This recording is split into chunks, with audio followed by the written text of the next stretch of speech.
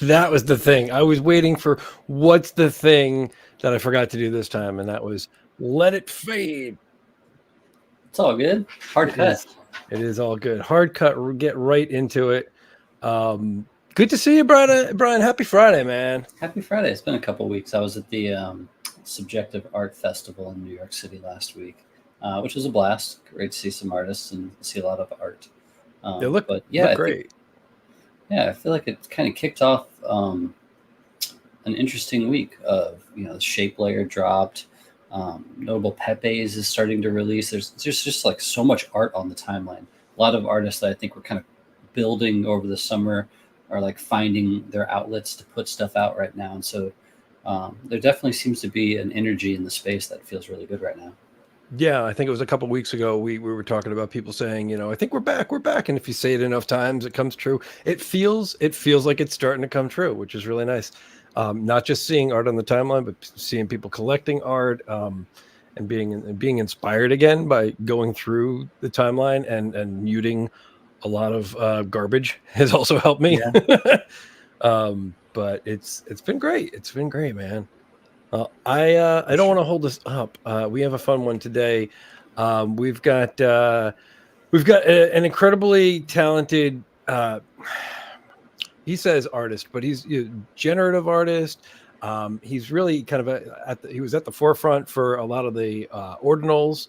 In terms of like how all that works, being able to put art and like make it a place for art, I feel like he was a big driver behind that. Instead of just okay, you can put stuff on ordinals. It was like, oh, you can put like real art and have it make sense for the chain. So without further ado, I'm going to welcome to Art First. Welcome Billy Restey, everybody. Hello. What's up? Woohoo! Yeah, still innovator, experimenter. Very much experimenter. Yeah, visionary. Trial by fire. Happy Friday. I've been singing Rebecca Black. It's Friday all morning. My wife said it like one time heading out the door, and I was like, damn, that EDM remix. That song, it's just too catchy. They play that every Friday in my kid's classroom, apparently, because he's come home now and he's requested wanting to hear it every Friday. And that's great. So that's still a thing. Mm-hmm. That's amazing. Amazing. Well, welcome, man. It's good to have you. Well, yes, I'd rather. Yeah, good to have you here, dude. You're like we said, you were doing like innovative stuff and experimenting stuff way before even just like ordinals, because I know a lot of people who know you right now kind of know you in that ordinals world, the Bitcoin world, and I think, and I've said this to people, that it comes from a place of high conviction in the Bitcoin chain, and it felt like a natural move when ordinals was coming out. But prior to that, you would experiment with all sorts of stuff, from 3D graphics to generative things, but and AI, everything really. No, it's good to see you guys. I mean, we've been grinding for years now. It's good to get some FaceTime. But no, my path has been anything but normal or regular. I feel like coming from decades in the commercial industry, naturally I would just try so many different things, so many different styles, and you research some of these artists, from the Renaissance era, and they're into a little bit of everything, sculpture, painting. So it bothers me when I see people kind of pigeonhole themselves or limit themselves. I think I'm a good example of, I change and grow as a person, so my art also changes and grows. Like a lot of times I'm kind of scratching an itch. Like I love to learn new things and explore new technologies, and I think as a digital artist, I'm always trying to use the most powerful digital tool at my disposal. When things got tight and I was like overburdened with like daily commercial work, I lent into AI to like optimize my time and take ideas that I could generate quickly and then execute quickly, as opposed to like spending 3 weeks in Houdini on like a simulation, posting it, getting like 10 likes, and then just moving on with your life. It's like, what are we doing here? What are we doing? Yeah. But go ahead. Go ahead. I was just gonna say I love being in that flow state, honestly. Like some people have like a goal, like, oh, I'm going to get to the X, I want to sell for X, I want to get on this platform. A lot of times I just want to like I want that dopamine hit of being in the creative flow state, and then that feeling of accomplishment when you like make a breakthrough or like complete a piece. Although we know it's never really complete, is it? Yeah. No, I think it's right. I think what you mentioned, this kind of jack of all trades, is very important, especially in this space, being able to adapt and evolve and grow. I think it's going to be super important, and you're very quick to try out these new paths and see what you can create with them because you're an artist, and that's, you know, you're just playing with the tools. It reminds me of like musicians. There's like guitarists that are in like 5 different bands that play different styles. Right. Like you don't have to just be in one type of band. So I think it's really cool, and it's always really inspiring. You know, like Adam said, your conviction in some of this stuff early on sounds crazy at first, and then it becomes pioneering a year later. Yeah, I mean, just right here, right? So, like, I remember this project that you did a little while back, because you had been starting with like 3D, actual 3D programs and working through ideas, and I think there were the flowers at one point, right? But then you moved into like AI, and you saw what was possible, and still finding a way to have a voice, which I thought was really, really pretty cool. Yeah, I feel like early on, I've been a 3D artist for decades. I went to school for 3D. I've been doing it a long time. It takes a long time. The tools have gotten amazing, but when I, realized that I could generate some of the stuff I had in my mind, but that are like really, really challenging to do, even with Houdini, it was kind of exciting because you can kind of, get what you want quickly. And I feel like you could go churn through a lot of bad ideas as we do. It's interesting. This is all work that is on Ethereum, and I feel like that's kind of part of my journey as well. Like at the time, ETH was the place for digital art, and I feel like NFTs started with 3D artists such as Beeple, F-Render. I don't know how F-word friendly this show is, but don't get us banned, man. We're fine. We're fine. We don't want to. And then you saw that big shift to like digital photography that was really strong. So yeah, when ordinals first came out, I was kind of in AI land, and as a Bitcoin miner, to me, I was like, okay, collectible AI gems on Bitcoin, first 10,000 inscriptions, and kind of left my mark that way.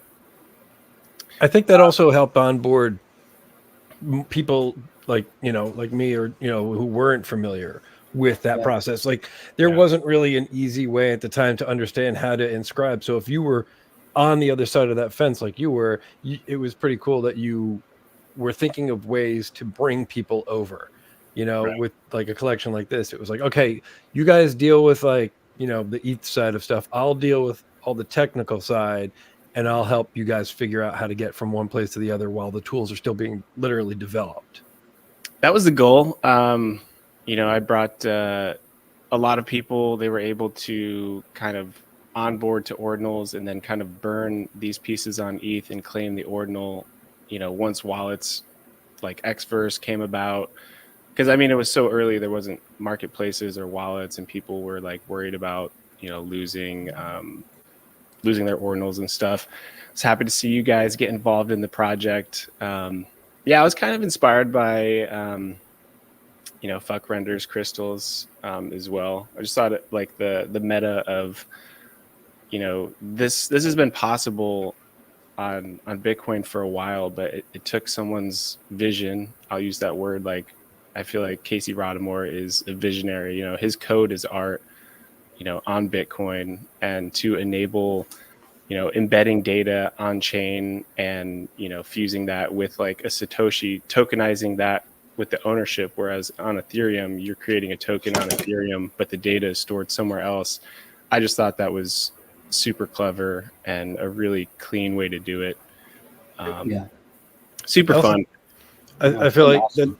that's kind of dovetails nicely into just the data side of things. I guess maybe that's where you got some of the inspiration for this. But like your newer projects like BitBlocks, which I'll throw that up here on the screen in a second. Those are really gorgeous, and it feels really native to the chain, and like there was a lot of intention there. But I don't fully understand how it all works, but I'm gonna put this up here because it's really, they're really pretty. Thanks, man. Yeah, I feel like I kind of leveled up, and you know, I feel like you could spend years just trying out different things and finding yourself before you really kind of have a voice. And you know, some people can stay in that realm for a long time. But yeah, I feel like I finally had almost like something to say or a purpose or just something like that. That kind of, you know, I knew the why instead of just being like a button clicker. Like, I know how to do something.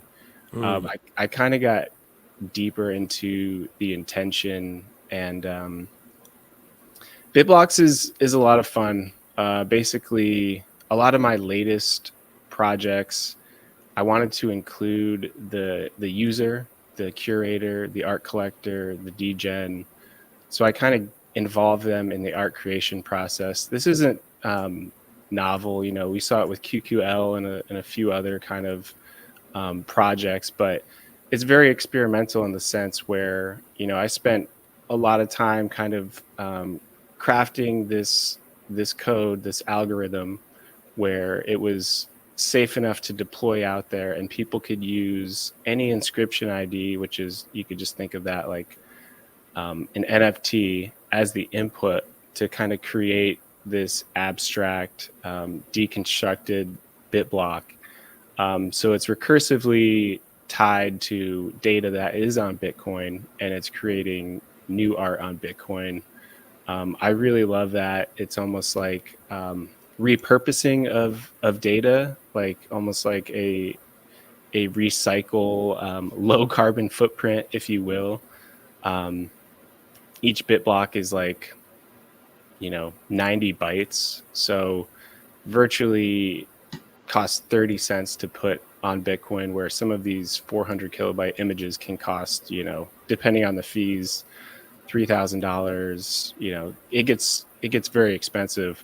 So it was a lot of fun, just kind of refining the code, trying out. Obviously, when you leave it open to where there's literally 60 million possible seed values that the user can pick, you have to do a lot of testing to make sure there's no duds. And you know, when you let other people curate, you kind of, as an artist, you cannot be a perfectionist. You have to step back and say, you know what, the art is in the experience. The art is in what the user chooses to inscribe, what they choose to spend money to put on chain. I thought that was a really cool aspect. So I think a lot of my recent projects, they're pretty involved, mechanical, high friction. I like that as like a tech nerd. But also I find that the art is in like crafting the experience. It's a very multifaceted project. But it was a lot of fun. You know, a lot of these really pop and jump off the screen, and you know, you put a frame around it and it just looks beautiful on the wall. We've had so many people kind of get physicals through giveaways and then just print out their own and get those mounted on the wall, which I think is a lot of fun. But with something so simple as, you know, we're dealing with basic shapes, it was important to have something that was kind of unique. So I always use Google Lens when I'm workshopping something. I'll just drop whatever I'm working on in Google Lens and see what it returns to me. And if it returns, and that's a good way to check, like, who are you inspired by? Who are you, referencing? I've come across things where I'll pop that in there. I'll be like, wow, that's like, maybe that's a little bit too much jocking on someone else's style, and that was just hidden in the layers of your brain while you were creating. But yeah, these kind of, as simple as they were, they kind of passed that test, and they kind of live on as their own collection. And it was really cool to see, I think 2,500 people inscribe about 6,500 bit blocks. Massive participation. I have 700 Discord tickets, which means there's a lot of newcomers and first timers that just inscribing on chain. And where is it? Why hasn't it confirmed? Yeah. Or stop the mint. There's so many. And you're like, well, that was the idea, is that you make as many as you want. So, and it was a first is first experience as well. So if someone tried to inscribe a popular seed like Inscription 0, Casey Skull or something, and someone else got it confirmed before, you had to explain to them, like, you weren't first. See it, but you're not first. Yeah. It was a steep learning curve, but I remember those moments. I just didn't go for anything popular. I was like, find a random one that looked cool. I don't remember what I used.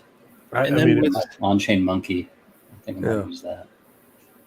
Yeah, so with each, and it's funny because each project has kind of mirrored some new updates in the protocol, which I think is fun as well. Like for BitBlocks, recursion had kind of just been implemented in the protocol, referencing other inscriptions, other pieces of data on Bitcoin. So I wanted to do something that kind of used that at the forefront. And then for Fusion, what we're looking at here, this is, to me, it's just kind of like another level up experience where, each project I try and, it's got to be my best project, right? Or it's not worth doing in my eyes. And this one kind of enabled another layer of the protocol that came out where you could kind of reference SAT numbers to use as the seed value to create the art. And this one took a bit longer because we were kind of waiting on that update, which really didn't come out till I think March of this year. But I got a call from my homie Gabe Weiss, and we were chatting on like, our styles are so different. Like, let's make something together. And it was really fun. Kind of he had 14 paintings, and I basically took those physical, converted them to digital, and then we put those 14 paintings onto Bitcoin as like 400, actually, how many slices were there? Yeah, I think there were about 400 pieces recursively. And basically, each fusion, once again, I had the users kind of take their rare sats and inscribe with them. And the number from the rare sat, in this case, was the seed value. And then it grabbed a slice from one of Gabe's paintings, and then it created the output. I wonder if there's a good way to kind of see. I shared kind of like a process breakdown image, Adam, if you have that. It's not on the BitBlocks page, but it's on. Let's see. Is it in the doc that you sent over? I think there was a drive with just some images, but yeah, it's hard when you. Technical stuff, it's like, I kind of have to see like a diagram to like, and I'm a visual person, so it's actually kind of surprising how deep I've been going down the rabbit hole on the code front. I think the gratifying aspect is when you see something visual after you've been grinding with like lines of code and stuff. Oh, I see. Okay, I didn't. Let me see if I can grab this one. I see. It speaks to a lot of your ordinal work, which is partially educational. I feel like anytime you release something, I'm learning something new, whether it's how you transferred the ETH burn to the shards, or minting that bit blocks and figuring out how to do all that, or even showing how recursion works, where you did that piece that was made up of a bunch of smaller images to make a high resolution image. It's all kind of showing the possibilities via the work. Thanks, man. Yeah, that's a good point. Maybe that's just in the back of my mind. I'm trying to psyop everyone into learning the tools. Yeah. So here's the diagram of kind of the Fusion project in a nutshell. So on the left, we have one of Gabe's original paintings, kind of sliced up and into chunks, and then each one of those chunks were inscribed onto the Bitcoin blockchain. We spent about 20 grand inscribing those pieces onto Bitcoin. So when you're doing just rasterized images, you know, it can get up there, and you have to optimize it a lot. And then basically the sat number, so people use their favorite rare sats, and those are just pieces of Bitcoin that have rarity to them, and people are willing to pay a premium. You could think of it like, you know, dollar bills are fungible, but they each have a serial number, and the market's willing to pay more than $1 for some of those collectible dollar bills. And in some cases, like an Epic Sat, someone was willing to pay $2.2 million for one Satoshi. So that's just kind of mind-boggling. So in this process, the code, it grabs the rare sat number, feeds it through the code, and then, you know, spits out the output. So this is kind of a representation. You can see the slice from Gabe's painting there, and that's cool because it has his signature. Some people were aiming like for those particular slices. And, you know, I've always been fascinated with cubism, and I'll never tell Gabe, but I was a huge fan, and I was just kind of oozing when he reached out. Like, I really love his work. It's so colorful and vibrant, and it was fun to take something that is slightly abstract in nature and then kind of do something completely new and fresh with it. So that was like, you know, especially with like cooking and all sorts of things, like high quality inputs produce high quality outputs. And that's kind of how I feel with this project, Fusion. Yeah. So I got to ask, so say this grid, what is it, 5 by 5? Is it 20, 25 pieces? 25 have pieces. Have all 25 quadrants been minted, and have you pieced back a Fusion version of the original? Ladies and gentlemen, Bryan Brinkman. That's really cool. I was actually working with the JSON traits today as a way to make it more apparent which slice was used in the code, because it kind of obfuscates it a little bit. That's a really cool idea. I think I'm gonna put it all back together. Yeah, his original next to a full one, rebuilt version, and see this kind of. So another aspect of this was like, all right, so we have hundreds of these slices. So basically, you know, early in the Fusion mint, I pretty much just started airdropping those slices to people who own Fusions. So now that is its own collection of slices of Gabe's work. And then now we're actually going to raffle off the full recursively stitched back together paintings to people who own the most slices. Nice. So inspired a little bit by Thank You X. That was really cool what he did, kind of fractionalizing his large scale paintings. And then I think it was like whoever had the most of each one, you know, could get the full thing. That's really cool. Sick. And so all this, really cool stuff.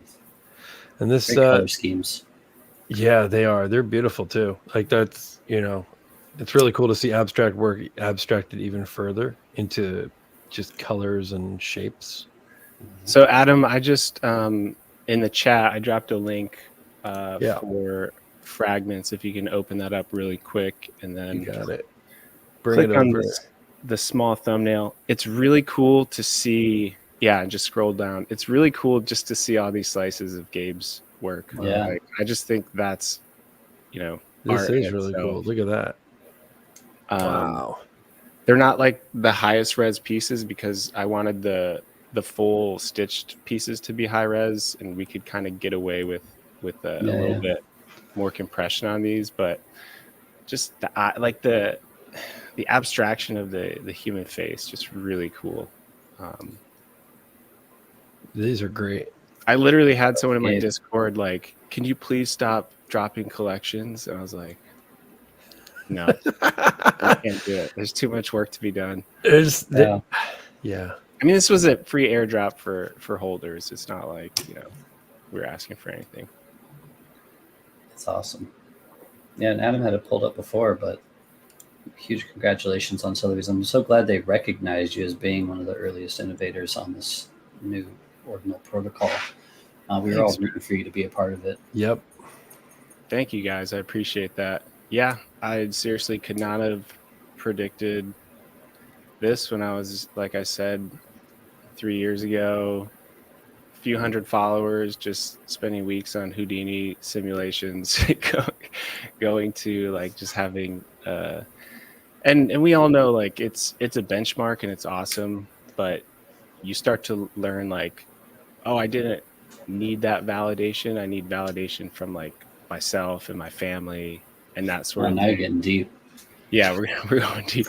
We just have to love ourselves. So with success, does that success doesn't just equal happiness? I'm pretty sure that's what I've been told, and I've been aiming at it. So it's awkward. I was over the moon. I was stoked, and it went higher than the estimate, which was also kind of an exciting aspect. Yeah.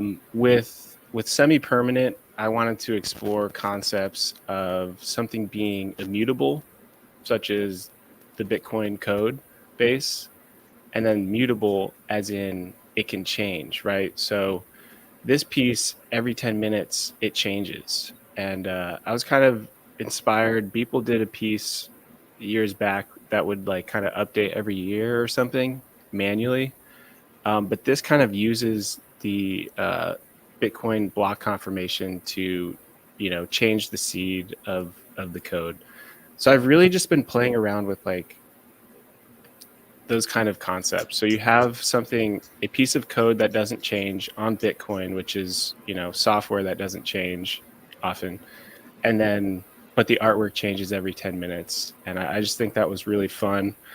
We might have to pull up the actual thing to see where it is, what it looks like. I think if a block comes in with no data, like it's just a passing block, it actually shows up blank. So enjoy the rug. We need more data. My art. So how often? So when this refreshes, if someone, and again, I'm not sure how this would work, but when it refreshes, if someone had this as digital art on the screen, would it refresh, or would you have to manually push a refresh, or how does that work? Good question. I think it will automatically update. But I'm not sure. We might have to put that. This is obviously just a still from that moment in time when it was. Yeah, those are the ones that. So that they just want. It's how can you like statically show something that's changing, which was also like interesting to think about. So I kind of picked stills that kind of represented a part of some of the best outputs. Let's see. So in terms of process, when you go to code something like this, are you starting from scratch on code, or are you using AI to like help flush out these ideas? Or? Mixture of the two? No, I am not a huge coder. Like I started years ago doing like HTML, CSS. Like I was literally like doing people's MySpace banners and stuff for like $50 or whatever. Then I was coding some websites in ActionScript 3.0. But then when you take like a decade off, so there was always that kind of interest there. But yeah, no, I start with GPT 100%. I hear that Claude is like better for coding stuff, but yeah, most of the people I talk to that are like really into coding, they use it heavily just because it saves so much time. For me, AI and GPT especially has been like critical in my like just everyday lifestyle. I have it optimized so many things, like just going through, you know, spreadsheets and like clipping out things, and just now you can upload documents to it. So it's like, you know, go through this and like do this. So it's kind of very task oriented and can save a lot of time. But a lot of times I'll literally start with like, I know what I want to do, but sometimes, a lot of times, I don't know how to get there anymore. I used to know how to get there. So you could say like my ideas are better, but I need like a phantom team of like 10 of the smartest coders behind me to like help me get from A to B. And I think that kind of trends along what we were talking about, having like the most powerful digital tools at your disposal. Yeah. So yeah, I remember when I started working with the Bitbox code base, I was just so inspired at Bitcoin Amsterdam. And I had an extra day, and I just literally just stayed in my hotel room, just playing around. And the early iterations are just complete dog shit. I'd like to post those and be like how it started and like how it's going type of thing. But I learned a lot. You know, I think if you use AI and GPT, oftentimes you'll find like the first thing you get is like nowhere close to what you need or want. It's a lot of trial and error. But it is something. It is like a rough sketch of something. Yeah. And then I like to think of it. Oh, go on. No, I'm done. I was done. I was gonna say I like to think of it as you know, allows artists to be creative directors in the same way. Like my art blocks, I collaborated with a developer, a coder. Right. GPT is the same thing, where it's like, here's my idea, here's what I want to do, and you can fine tune it and work and give feedback and see iterations. So I don't see it as like a cheat code as much as just allowing us to creatively direct stuff. Yeah, and I am a creative director at my company, Distinct. So like I was like, yes, I used to execute most of the work, and when you start working with more people and you try and scale a little bit, all of a sudden communication of your ideas is more important than the execution of said ideas. And I feel like these tools are perfectly primed for people who can communicate those ideas. Yes. So like with my son, I'm definitely going to be stressing like, you know, you need to be able to explain why that's bad and how it could be better, or like explain why that works, sort of thing. So yeah, I think it's just another kind of dynamic to the creation process. But yeah, you can't deny. And I was just showing someone the other day, like with logo design, how they could share stuff with their clients and they don't have to like reach out to their 2D designer. Not trying to displace anyone in the job force, but his mind was blown, and like just how you can get rough mock-ups it's so fast. Yeah. And I had a freelancer ask me yesterday, like, and she asked because she probably knew it was sensitive, but she's like, can I use AI for these? Like, I was like, yeah. Like, but that's at least a good conversation to have, I feel like in yeah, for sure. So it's like we're in the like mock mood board, storyboard stage, and she used it to kind of realize this 3D. We're doing this 3D bar simulation for Honey Stinger. They have all these products for like athletes and runners and stuff.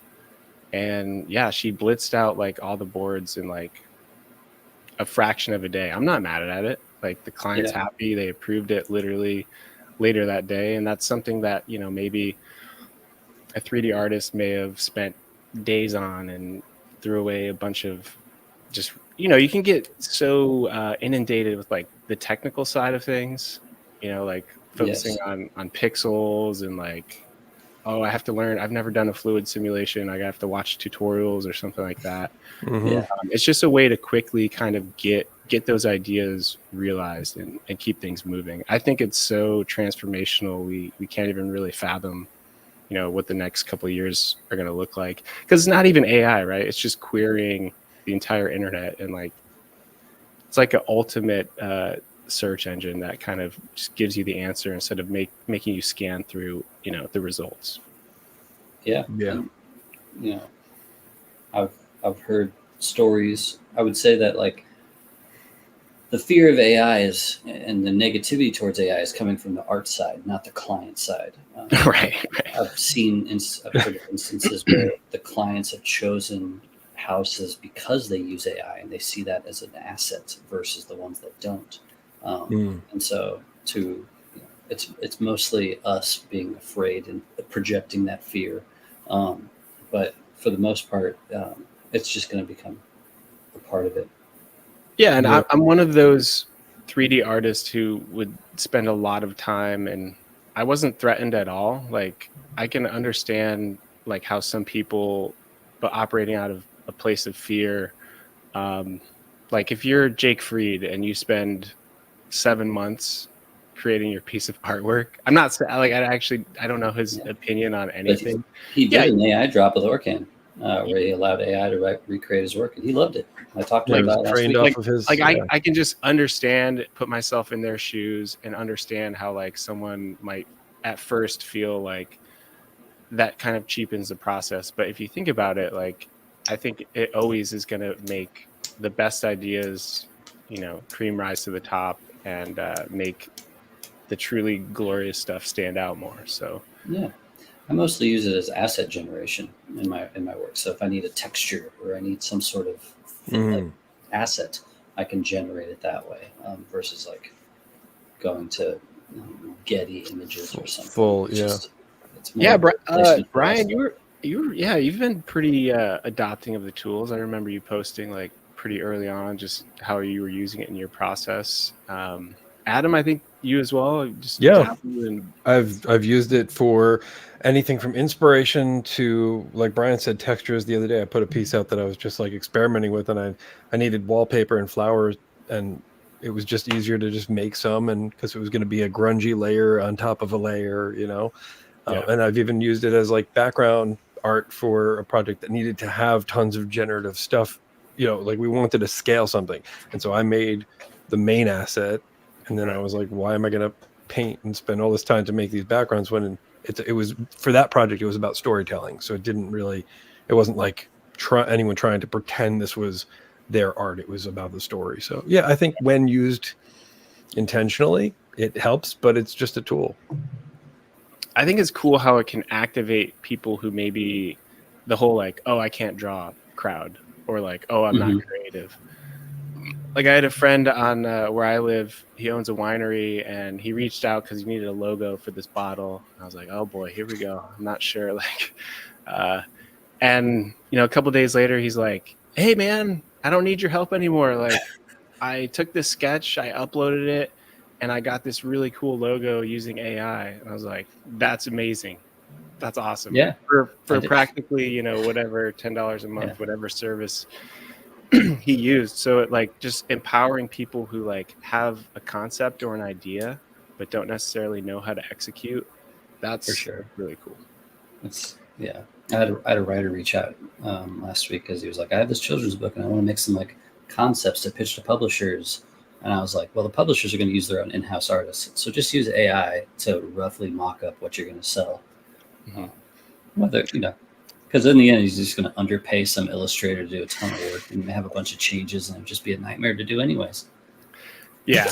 And we got to start thinking about like, when everyone, when there's like UBI and stuff and like everyone's at home creating art, what that world is going to look like. Well, honestly, if people didn't have to like work to generate income, what would people be doing? Like learning how to prepare meals, creating art, exercise. I don't know. I think it's interesting to think of like what the world would be like if your like basic needs were taken care of. Not that I'm advocating for that. I absolutely. You can advocate for a utopia. It's fine. I despise government intervention.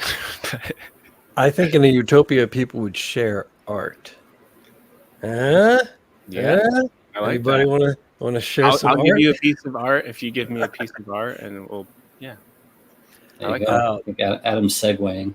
It was a segue. It's okay. I mean, I'll accept any art anyone wants to give me, and we'll get to that in a bit. But I think we'll do a little lightning round show and tell if you guys don't mind. A little bit. Yeah, let's do it. Here we go.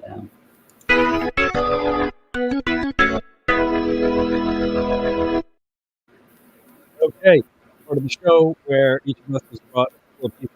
Oh, your microphone's acting funky all of a sudden. Doing that thing.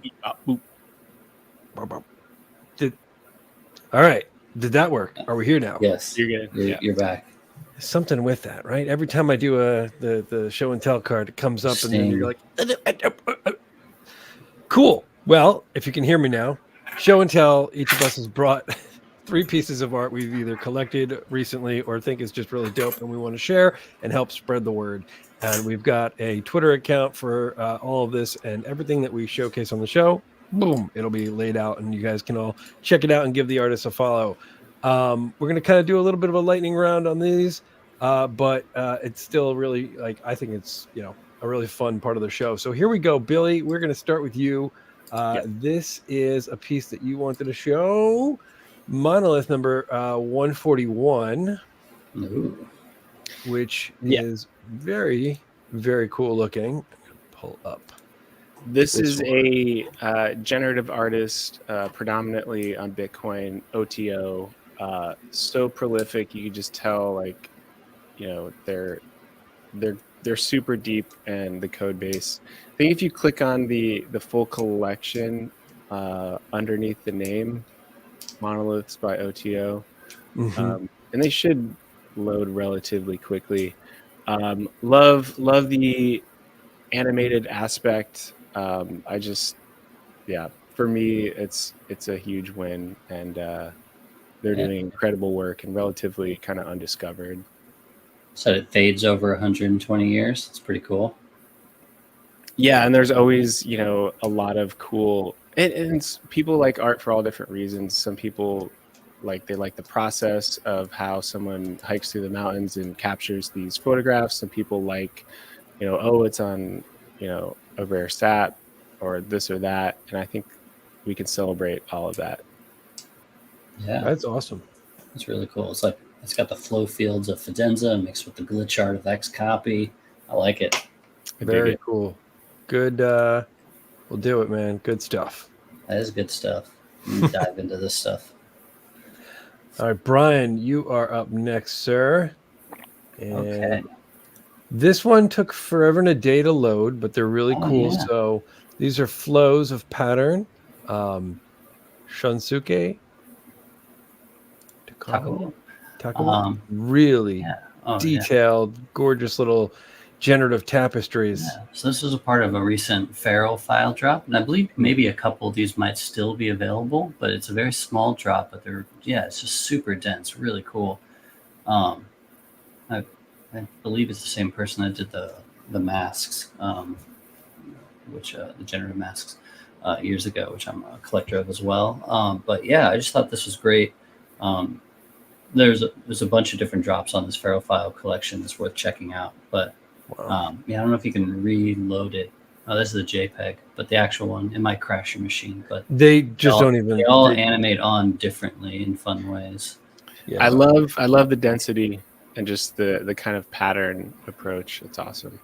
Yeah, this is what happens. They sit there for a bit. Fair. It's a heavy one. Generative art's always tough, but that's why I was happy to. Yeah, this is like a piece that will look great on a big white walls running machine, or Black Dove or some of those big HD screens. I will say the way Magic Eden loads like generative code base art is undefeated. Like we just loaded a full page of like BitBlocks and the other project like instantly, and OpenSea's like, see you next week. Don't even get me started with that, man. Yeah. Very cool, man. Very cool stuff.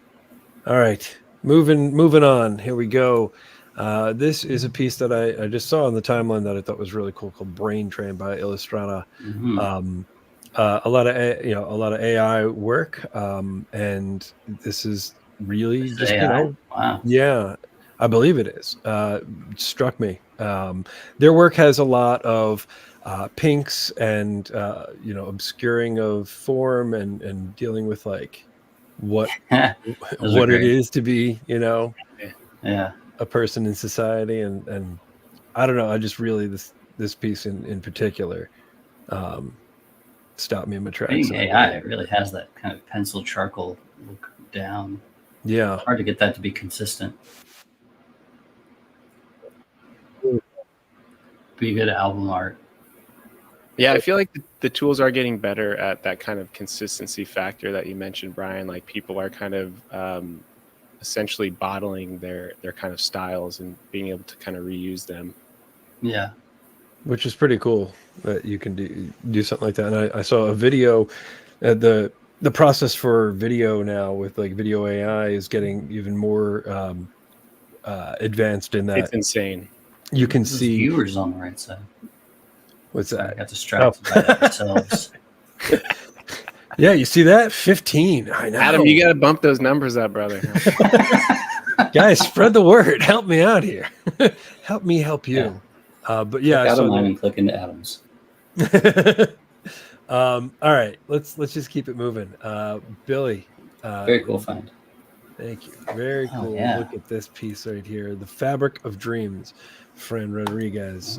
And it's available on Foundation. It is available. And there were so many pieces to choose from because I think you just said, look at their art. I was like, I know, oh yeah. This segment was hard because there's so much amazing stuff out there. And I feel like people are just kind of super prolific. But yeah, this one really struck me. Just love it. Mm-hmm. That's beautiful. Yeah. And I don't care. Like, I didn't even look medium process. Sometimes you can just look at something. My guess is collage. That could be totally wrong. Yeah, I think that's accurate. Maybe. I know this. Very nice. It's really cool. And people should go and deep dive their work because it is really special. Wow. Yeah. Great find. You know, we've seen art kind of in that category, in that kind of collage, kind of almost vintage style, but I felt like this really stood out and they're kind of carving out their own place. Yeah. Yeah. Good find, man. Good stuff. The desaturation really in the orange, like they're finding like a color scheme within it all. Yeah, that kind of like almost. Oh, I've seen that one, the swing one. Yeah, me too. It even feels like an album cover. It's really cool. It's always fun to like scroll down and see where people started and see where they've gone. I feel like that gives me a lot of intel. Yeah. All right, Mr. Brinkman, there is this piece here, Polish blockchain. Ooh. Negative vibrations. Yeah, so shout out to Shape. This is one of the pieces I minted on Shape. And I just love this artist. Oh my gosh, I'm spacing on the name right now. Negative vibrations. Negative vibrations, but he has Michael, yeah, right? I'll get you his name. Give me 30 seconds. So what is Shape, Brian? I live in a bubble. So Shape is a new L2 created by the Deca team. And so it's basically an alternative to base, and it has some like incentives like gas back stuff. But that's going to be not a big thing. Is that it's going to be a very art focused L2, and it's incentivizing a lot of different artists. That's cool. But I love this dude's work. If especially if you look at his like cityscape stuff, that one's awesome. He does some where it's like walking around the city. Close your messages, dude. Sorry. Just popped up. With everybody out there just. Dude, I knew you were getting paid to shill Shape. He's got some really great stuff. We had one the other day that's like a view from a rat in the street. If you scroll down, I believe it's available on Super Rare for like 0.2. It's so sick. I mean, I've been following this dude for, I don't know, 4 or 5 years. It's also been cool to see where he's gone. I don't know if his name's pronounced Mache, but that one. Oh wait, no, maybe. It's really cool to be along with people's journeys, you know. Yeah. He's finding out. There it is. There it is. Yeah. This one's so cool. Very cool. Dig it. Nicely done, dude. Yeah, very nice. This stuff's pretty affordable right now still. But even that Shape edition's even more affordable. But yeah, a lot of artists are minting on Shape, so hopefully it'll be easier to discover what's available on there and have secondary marketplaces that are easier to. I think it'll grow. But I think it reminds me of same with like ordinals or Polygon or any of these things, when they're very early, they're very, early ordinals, you got to do spreadsheet trading and stuff like that. It takes a while before the markets and the stuff catch up to it. Yeah. So, There's but no as there's we saw no with Billy, great if you're early, it pays off. there's no great like search function. Like the more stuff that gets inscribed to Bitcoin or the more stuff that's tokenized on ETH, I feel like it's just harder. Like we use Twitter as a conduit, which eventually, is not going to serve us. Like there just needs to be, and then other than what people kind of include in these exhibitions and shows, like it's just hard to search and find stuff. I'll be honest. Yeah, it is. I mean, discoverability is, always when you talk to artists, it's the number one, hiccup, number one issue for people to try to solve. And I feel like people have gotten closer, but I don't think that we're there yet as far as being able to easily find new art. Deck has been at the forefront of that. Like they've had some really cool stuff. For sure. Agreed. Yeah. This was a piece that I found that I thought was pretty cool. I can PFDATC underscore 1.1. Post-future digital alien tapestry core. Mm-hmm. That's a good guess. Oh, that's what it is.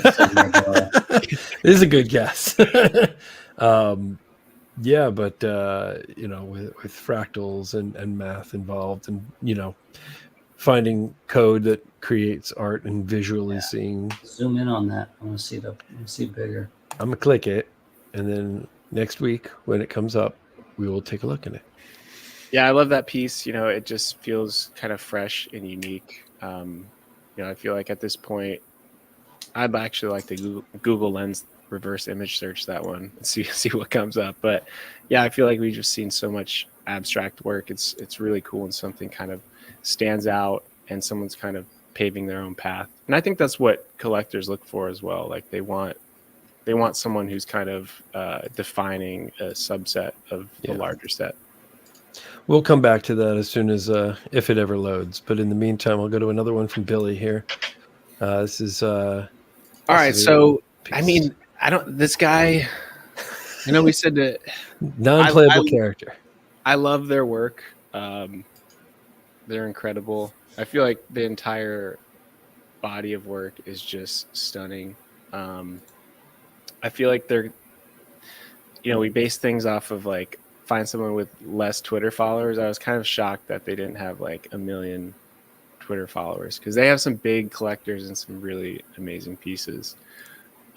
I think I just linked their full super rare page. I don't know if you can back up to that, but you did. Yeah. I think it's down to some of their earlier stuff. I think it's all it's digitally drawn, right? Yeah.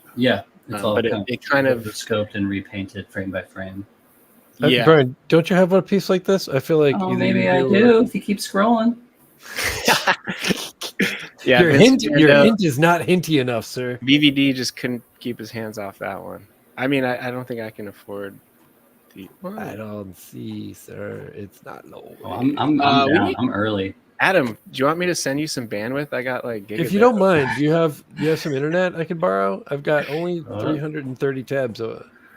There you go. Keep going. Keep going. What are we doing? Number one? Oh wait, no, I don't think I have number one now. Brian was early. Keep going. Brian was early. I don't know. This is just there. I am. Like, when I wake up. Yes. When I wake up in the morning, I have my coffee, and then I'm scrolling the feed. These always pop out at me, and I'm like, dude, great work. Love you. Yeah. This artist is sick. That is great. I'm drawn to animation, so usually I'll be early in on the animation stuff. Yeah, as a motion designer, it's like make a move. Still, love it when it moves. Been awesome to which see is funny because I haven't been making animated work lately, so maybe there's something in store.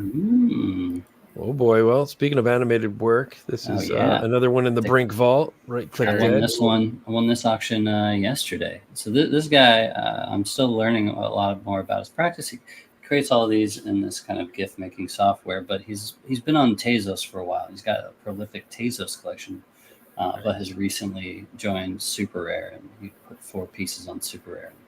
I thought this was sick. I love the bird in the corner.